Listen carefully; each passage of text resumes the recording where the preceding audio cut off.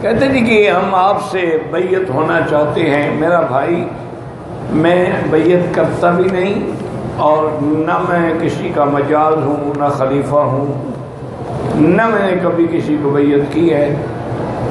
بہرحال آپ کسی اللہ والے کو دیکھ کر جو حضور کی سنت پہ کار بند ہو، ظاہراً بھی اور باطناً بھی، اس سے کچھ عرصہ دیکھیں، جب طبیعت کی مناسبت ہو جائے تو اس سے بیعت کر لیں۔ میں بیعت کرتا نہیں ہوں، اگر کرتا تو میں آپ کی بیعت ضرور کر لیتا، لیکن میں نے کبھی بیعت نہیں کی۔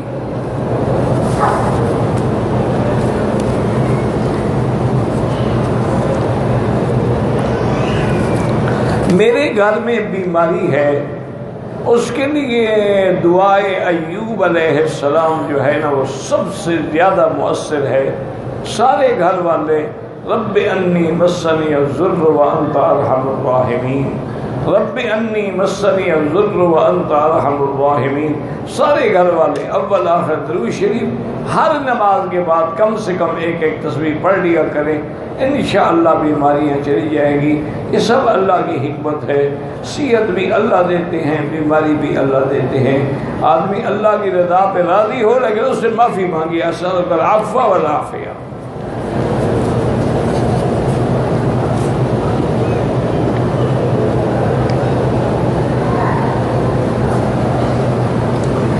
میرے پاؤں پہ زخم ہے،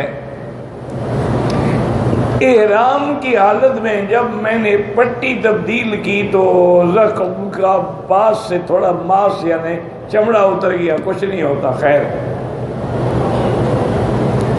50 سال کی عورت محرم کے بغیر عمرہ کر سکتی ہے؟ نہیں کر سکتی۔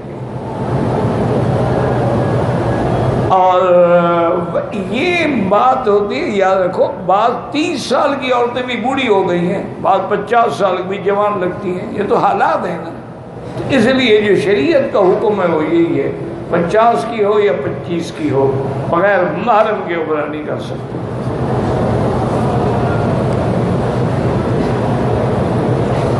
میں نے مسجد عائشہ سے احرام باندھ کے عمرہ کیا، والدین کا بالکل انشاءاللہ عمرہ آپ کا ٹھیک ہے، لیکن ایک کے لیے ایک عمرہ کیا جاتا ہے۔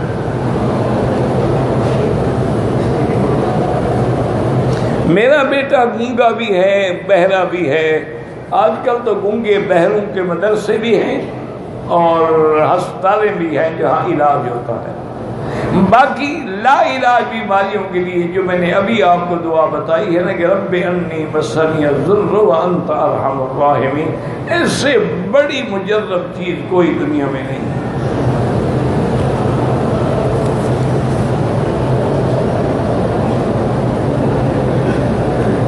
میری بیٹیوں کے لیے رشتے نہیں آتے، آتے ہیں تو طے نہیں ہوتا۔ بیٹیوں سے کہیں آپ خود بھی روزانہ درود شریف پڑھ کے 3 دفعہ سورۃ الرحمن پڑھ کے دعا کریں کہ اللہ خیر کا رشتہ دے اور سر انجام بھی ہو، انشاءاللہ ہوگا۔ عمرے کے بعد احرام دھونے کی کیا ضرورت ہے بھائی؟ عمرہ کرنے سے کوئی احرام پلید تو نہیں ہو جاتا۔ اتنا عقل تو اللہ نے بھی آپ کو دیا ہے، تو سارا عقل اللہ نے مولویوں کو نہیں دیا، تمہارے پاس بھی ہے۔ تم نے کوئی برا کام کیا ہے کہ اب اس کو دھونا ہے؟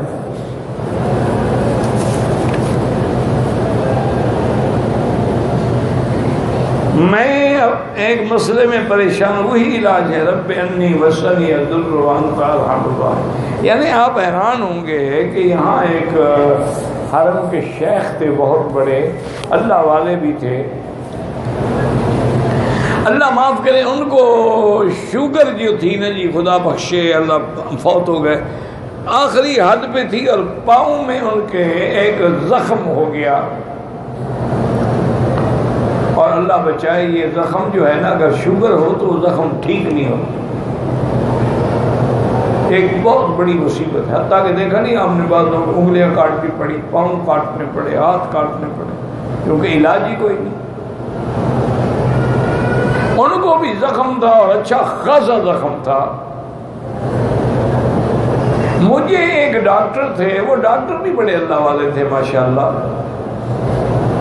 وہ ان کے معالج تھے، انہوں نے ایک دن مجھے بتایا، انہوں نے کہا مکی صاحب میں حیران ہوں کہ اس قسم کے زخم جو ہیں ان میں ہر حال میں پاؤں کاٹنا پڑتا ہے، لیکن شیخ صاحب کا پاؤں ٹھیک ہو گیا، زخم ختم ہو گیا، زخم کا داغ بھی نہیں ہے، انہوں نے پتہ نہیں کیا علاج کیا۔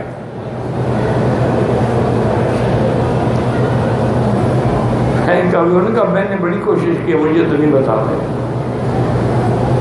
میرے ساتھ بہت محبت کرتے تھے، ہم نے کئی سفر بھی اکٹھے کیے۔ تو ایک دن میں نے انہیں مجبور کیا، تو انہوں نے کہا کہ مکی صاحب یہ سب دعائے ایوب کی برکت ہے کہ میں نے سب وظیفے چھوڑ دیے اور رات دن بس اسی دعا میں لگ گیا، چلتے پھرتے اٹھتے بیٹھتے طواف میں حرم میں آتے رب انی مسنی الضر وانت ارحم الراحمین، رب انی مسنی الضر وانت ارحم الراحمین۔ میں رو رو کے دعائیں مانگی، یا اللہ میں چلنے سے رہے کہ ورنہ وہ ہمیشہ طواف کرتے تھے، صبح کو بھی رات کو بھی، میں اب طواف کیا میں چل نہیں سکتا۔ وہ فرماتے ہیں کہ میں یہ دعائیں کرتا رہا، اللہ کی شان ہے کہ ایک دن صبح کو اٹھا وضو کے لیے، میں بڑی احتیاط، لیکن دیکھو زخم ہے ہی نہیں۔ وہ میں نے بیوی کو بلایا کہ مجھے کوئی دھوکہ تو نہیں لگ رہا، تو میں نے کہا دیکھو میرے پاؤں نے کہا تمہارا پاؤں تو بالکل صاف ہے، ٹھیک ہو گیا پہلے کی طرح۔ میں نے کہا بس الحمدللہ، اس کو اپنے تک راز رکھنا، کسی کو کہنے کی ضرورت نہیں۔ انہوں نے کہا میں آپ کو بھی نہ بتاتا، اس لیے بتا رہا ہوں کہ آپ آگے لوگوں کو بتاتے رہتے ہیں، بخل نہیں کرتے۔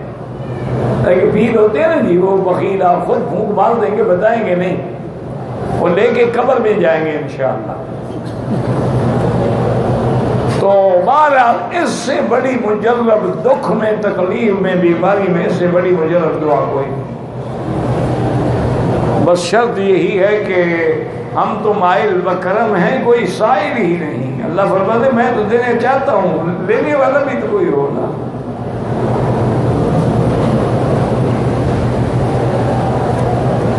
ایک شخص نے عمرہ کیا، طواف صفا کے بعد حلق نہیں کرایا، اس کو بتانے پر اس نے کہا میں نے ٹک لگا لیا ہے، سارے عمرے کر کے حلق کراؤں گا، واہ بھی واہ، یہ نیا مسئلہ ہے کہ جتنے عمرے ہیں سارے کر لوں گا پھر حلق کراؤں گا۔ جب صفائی نہیں کیا، ٹک ہی نہیں لگوایا، حلق ہی نہیں کرایا، عمرہ ہوا ہی نہیں، کس نے کہا کہ عمرہ ہو گیا؟ دوبارہ عمرہ کرو اور ایک دم بھی ادا کرو، اور ہر عمرے کے بعد سر پہ اس طرح پھروانا ہے، بال ہوں یا نہ ہوں۔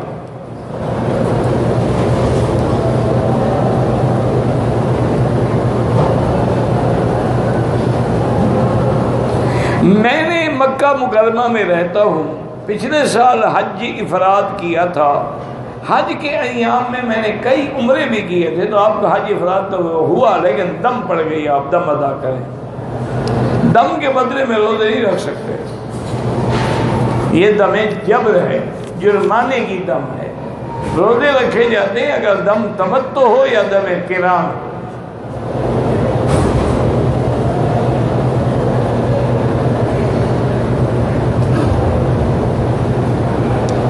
میری بچی کو سسرال والے پریشان کرتے ہیں، اس کو بھی یہی دعا بتائیں، یہ تو اکسیر ہے، کیونکہ یہ صرف بیماری کا نہیں، جو بھی تکلیف ہو بندے کو، رب انی مسنی الضر وانت ارحم الراحمین۔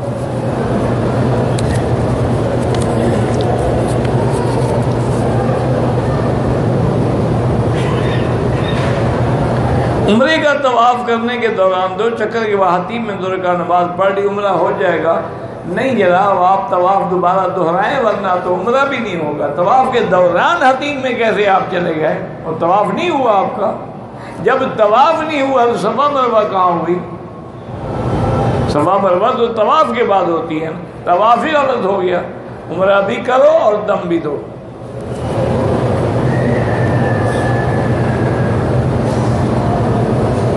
نفلی عمرے کا ثواب زیادہ ہے یا طواف کا؟ اگر ایک آدمی نے 2 طواف کیے پھر بعد میں 2 رکعت پڑھے وہ جائز ہے، لیکن 2 طواف کا یہ معنی نہیں ہوتا کہ 14 چکر مارے، ایک ختم کر کے پھر شروع کرے حج اسود پہ آ کے۔ زید نے بکر کو 1,00,000 روپے دیے، بکر نے 1,00,000 کا سامان خریدا اور زید سے کہا کہ میں نے 100 روپے کلو خریدا ہے اور 110 روپے کلو تم کو بیچتا ہوں، ناجائز ہے۔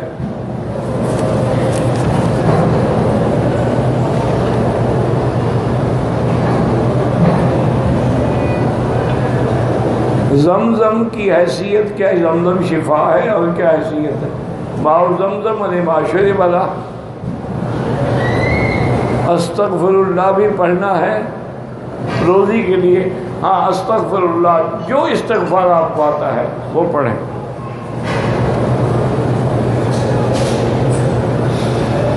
جو آدمی فوت ہو گیا، اس کی عمرہ ہو گیا، طواف بھی ہوگا، عمرہ بھی ہوگا، جو مرضی ہے کرے۔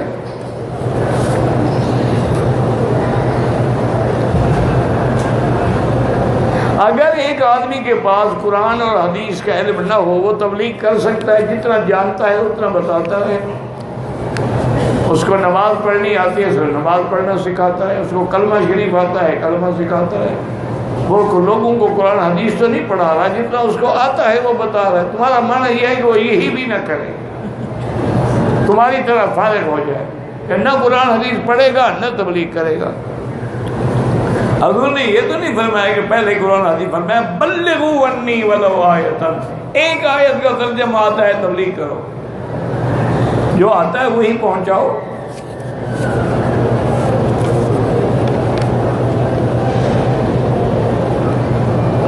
جتنے حدود حرم میں مساجد ہیں سب میں انشاءاللہ 1,00,000 ہے۔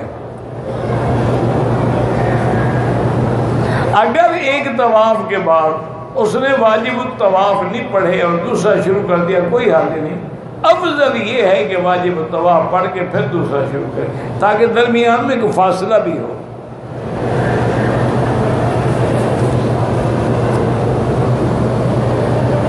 کھانے پینے کی اشیاء مفت تقسیم کی جا رہی ہیں، بالکل لے لیں، کوئی ابھی یہ کوئی زکوٰۃ کا مال نہیں ہے، آپ کھا سکتے ہیں۔ ہاں اگر آپ امیر آدمی ہیں تو نہ لیں، تاکہ کسی غریب کو بھی لیں۔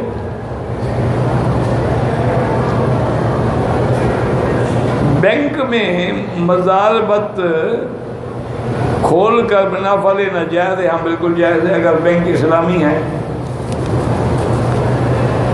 بھائی اسلام یہ تو نہیں کہتا کہ تمہیں گھاٹا ہو،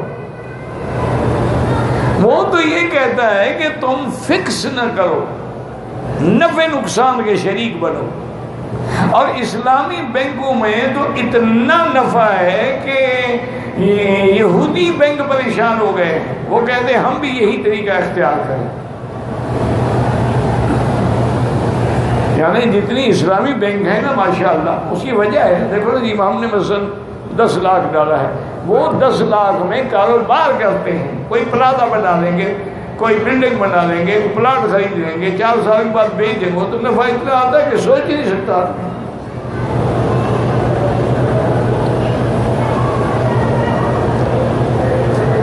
پچھلے سال حج کیا، تمام ارکان پورے ہوئے، طواف وداع بھول گیا تو ایک دم ادا کریں۔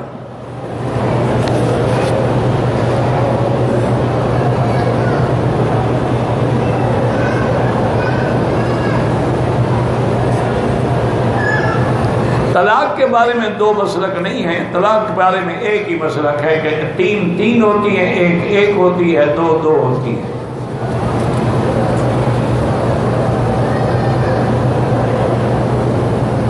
کہتے ہیں جی کہ بعد عرض ہے کہ طواف کے 2 واجب رکعتوں کو اگر وسط طواف میں ادا کر دیا جائے طواف ہی نہیں ہوگا، جب تک طواف پورا نہ کرو 2 رکعت کا کیا مطلب؟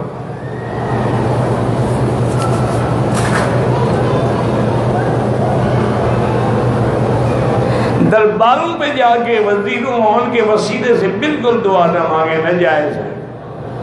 اللہ سے مانگیں جس نے دربار والوں کو پیدا کیا اور موت دی۔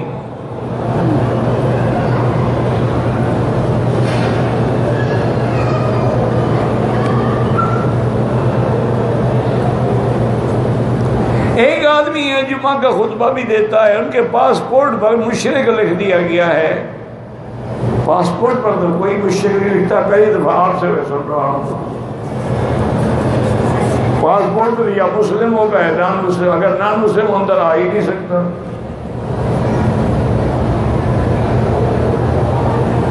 حرم کے پاس گھر ہے، حرم کی نماز کی آواز آتی ہے، گھر کے اندر ہے، اس کی حرم کی نماز کی آواز سے نماز ہو جائے گی؟ بالکل نہیں ہوگی۔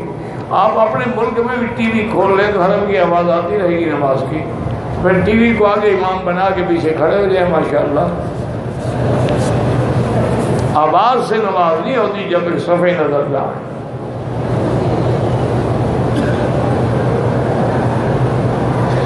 مرد اگر ٹخنے کے اوپر شلوار پہ، ٹخنے کے اوپر ٹخنا چھپانا حرام ہے، شلوار ہو، پاجامہ ہو، کپڑا ہو، چادر ہو، کچھ بھی ہو۔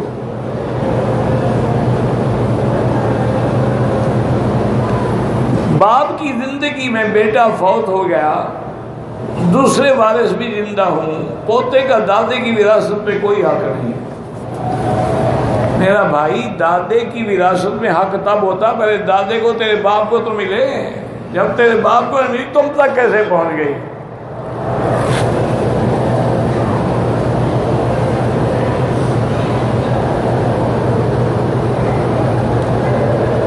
بچے کو کہا جاتا ہے کہ موبائل اور انٹرنیٹ سے دور رہو، کہتے سب استعمال کرتے ہیں، میں تمہارے کہنے سے کچھ نہیں ہوگا، کسی اللہ والے کی صحبت میں اس کو رکھو، دین داروں کی صحبت میں اس کو رکھو، تم کہو نہیں، اس کو کہو کہ بھئی یہ جو تم کرتے ہو نا انٹرنیٹ، اس پہ کوئی دین والے عالم کی تقریر بھی سنو، 10 باتیں تم اپنی کرو لیکن ایک ہماری بھی مان لو، تو اللہ اصلاح کر دے۔ ایک دفعہ کافی پرانی بات ہے، مجھے ایک عورت نے ٹیلی فون کیا، اس نے کہا جی کہ میں ڈاکٹر ہوں، واشنگٹن سے بات کر رہی ہوں، امریکہ سے، واشنگٹن سے، اور میں صرف اس لیے آپ سے بات کر رہی ہوں کہ میں آپ کو بتا دوں کہ میں آپ کے لیے ہر نماز کے بعد خاص طور پہ تہجد میں بھی آپ کے لیے دعائیں کرتی ہوں۔ اس نے کہا میں ریٹائر ہوں، میرا خاوند بھی ڈاکٹر ہے، وہ بھی ریٹائر ہے، میری 2 لڑکیاں ہیں، 2 لڑکے ہیں، وہ اتنے بگڑ گئے کہ صرف ہی ہمیں ظاہر میں ہو سکتا ہے وہ اپنے آپ کو مسلمان کہتے ہوں، لیکن ان کے تمام اعمال جو ہے وہ کافر والے اور انگریزوں والے، اسی طرح اپنے فرینڈ ہیں، وہ لڑکیاں لاتے ہیں، وہ لڑکے لاتے ہیں، ہم روک ہی نہیں سکتے، یہاں کا قانون ہمیں اجازت نہیں دیتا۔ تو کسی آدمی نے مجھے آپ کی سیرت النبی کی سی ڈی بھیجی، میں اور میرا خاوند، اب تو ہم بوڑھا فارغ گئے ہیں نا، ڈپٹی تو ہے نہیں، گھر میں بیٹھے رہتے ہیں، اور بچے بھی ہمیں اس لیے نہیں نکالتے کہ مفت کے چوکیدار ملے ہوئے ہیں، ورنہ وہ بھی ہمیں نکالتے، پھر گھر کے لیے حفاظت کرنے کا انتظام کرنا پڑے گا نا، اس طرح بیٹھے ہیں نا 2 آدمی پہرے پر۔ انہوں نے کہا ہم وہ سیدھی سنتے رہے، تو میں نے اور میرے خاوند نے مشورہ کیا کہ آج بچوں سے ایک بات کرتے ہیں، تو ہم نے لڑکے لڑکی کو بلایا، ہم نے کہا دیکھو بیٹا، ہم نے آپ کی زندگی میں کبھی دخل نہیں دیا، کبھی آپ کو منع نہیں کیا، آپ جو کرتے ہیں ہمیں پتہ ہے، لیکن صرف یہ سیدھی لے لیں، ایک وعدہ کریں گے یہ آپ سنیں گے ضرور، مانیں یا نہ مانیں آپ کی بات۔ انہوں نے کہا جی ٹھیک ہے، جب آپ ہماری ہر بات مانتے ہیں، ایک بات ہم بھی آپ کی مانیں گے، ہر حال میں سنیں گے، بلکہ آج ہی گاڑی میں لگا دیتے ہیں، جب کالج جائیں گے تو راستے میں سن لیں گے۔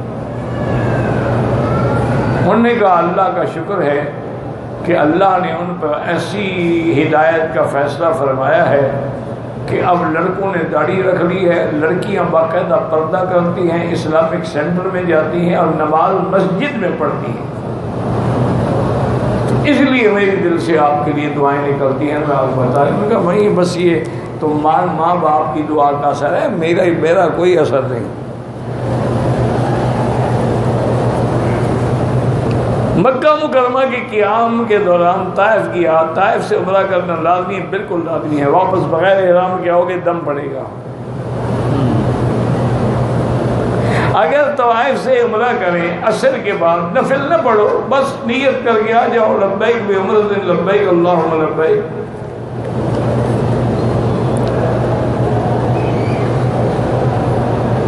ہمارے 5 بیٹے ہیں، ہماری خواہش ہے اللہ ہمیں بیٹی دے، کوئی بیٹی والے بیٹے کے پیچھے بھاگ رہے ہیں اور اپنا بیٹوں والے بیٹی کے پیچھے اللہ پہ چھوڑ دو، یہب لمن یشاء اناثا ویہب لمن یشاء الذکور۔ اللہ نے بیٹی کے جراثیم نہیں رکھے تو والے خامن میں تو کہاں سے بیٹی پیدا ہوگی؟ اللہ قادر ہے دے دے۔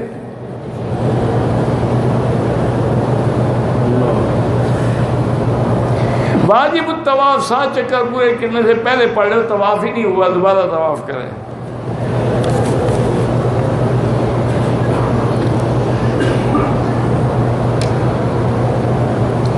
میرے باپ نے زمین مجھے دی ہے، میری بہنوں کو نہیں دی، ان کا حصہ شرعاً لازم ہے۔ باپ کی قبر بچاؤ، اس کو جہنم کی آگ سے چھڑاؤ اور بہنوں کا حصہ ان کو دو۔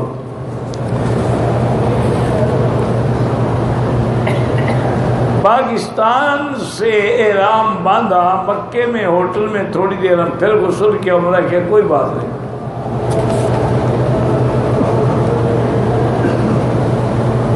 پاکستان اور ہندوستان کرتا بدلیں گے، علماء پہنتے ہیں جو جبہ عرب پہنتے ہیں، ان دونوں میں سے حضور یہ جبہ تو نہیں پہنتے تھے کہ ہاں عرب پہنتے ہیں، آپ قمیض مبارک لمبا پہنتے تھے چھوٹی پنڈلی تک، یعنی وہ زیادہ ملتا ہے علماء کا جو کپڑا ہے۔ باقی کوئی پہنو جائز ہے، بس ٹخنے چھپے ہوئے نہ ہوں، جبہ پہنو یا قبہ پہنو اس میں کوئی فرق نہیں پڑتا۔ اورنگ آباد مہاراشٹر دینی درسگاہ جامع اسلامیہ کاشف العلوم ہیں، ایک نعیم الدین ہے، اللہ سب کے اس ادارے کو برکت دے، دین کی خدمات کو قبول فرمائے، اور جو کر رہے ہیں اللہ ان کی مدد فرمائے قدم قدم پہ، واللہ اعلم۔ ربنا تقبل منا انک انت السمیع العلیم وتب علینا انک انت التواب الرحیم۔ اللهم ربنا آتنا في الدنيا حسنة وفي الآخرة حسنة وقنا عذاب النار۔ ربنا ظلمنا أنفسنا إن لم تغفر لنا وترحمنا لنكونن من الخاسرين۔ اللهم انصر الإسلام والمسلمين، اللهم احفظ سائر بلاد المسلمين وهذا البلد الأمين، واجعل آمنا مطمئنا سخاء رخاء إلى يوم الدين برحمتك يا أرحم الراحمين۔ صلی اللہ تعالی علی خیر خلقہ سیدنا محمد وعلی آلہ وصحبہ اجمعین۔